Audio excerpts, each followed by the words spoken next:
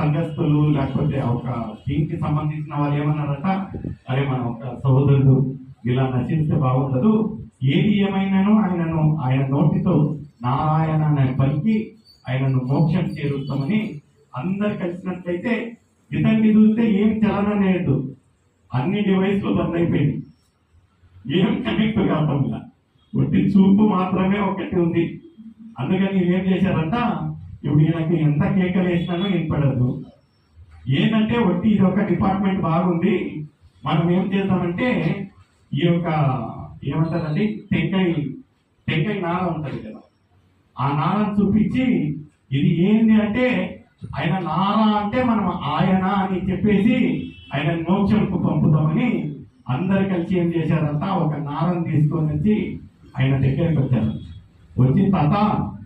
ఇది ఏదో చెప్పంటే ఆయన దీర్ఘంగా దానికి